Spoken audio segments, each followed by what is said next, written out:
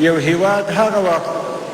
د بهرنیو فشارونو او اقتصادي بندیزونو په مقابل کې ښه مقابله کولی شي چې داخلي اقتصادي وده کړې وي او په کور دننه خپلې اساسي اړتیاوې د خپلو تولیداتو څخه پوره کړي. دا چاره سخته نه ده مګر قوي اراده غواړي او کار ته اړتیا لري. تاسې ولیدل چې په دې وروستیو کې د دواړو د دواو وارداتو کمول د دې باعث شوله چې د افغانستان د درملو سکتور په کم وخت کې زیاته وده وکړي. د درملو داخلي فابریکې پیاوړې شوي او بازارونو ته د بهرنیو درملو پر ځای اوس زموږ خپل تولید شوي درمل عریضه کېږي چې د هیوادوالو تقاضا ته په ښه توګه ځواب وایي. نه مو ولس د پخوا په څېر نورو ته محتاج دی او نه مو اسعار د پخوا په څېر له هیواده څخه بهر دي. له بلې خوا ډېرو هیوادوالو ته په کور دننه کاري فرصتونه ایجاد شوي،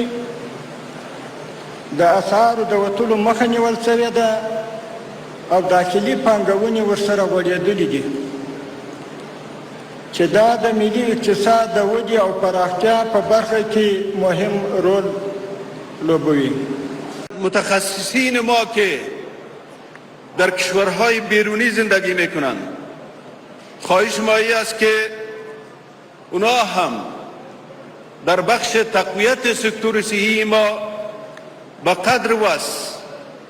به تداوی هموطنان عزیز ما و به ارتقای ظرفیت دکتران جوان و انتقال مهارت‌ها و به نوآوری سیستم‌های صحی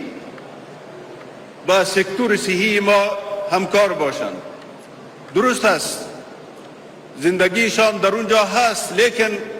در جریان سال می توانند در رخصتی ها 1 ماه 20 روز به وطن عزیز خود تشریف بیارند، به ارتقای ظرفیت دکترای جوان ما، متخصصین ما و همچنان به تداوی بعض مریضا در اینجا با سکتور صحی همکار باشند و مسئولیت اسلامی و وطنی خود را ادا نمایند. اونا همه به سرمایه این ملت تعلیم کردند، از صنوف ابتدایی گرفته متوسطه و لیسه و در پوانتون به سرمایه این ملت اونا تحصیل کردند. حق این ملت بر بالای اونا است که امروز باید کم و در کم یک بخش از اوقات خود را به خاطر علاج مریضای ملت و به خاطر ارتقای ظرفیت دکترای عزیز ما کم و در کم در سال 1 ماه 20 روز هر چقدر که میتونند بیایند در وطن با سکتور صحی همکار باشند.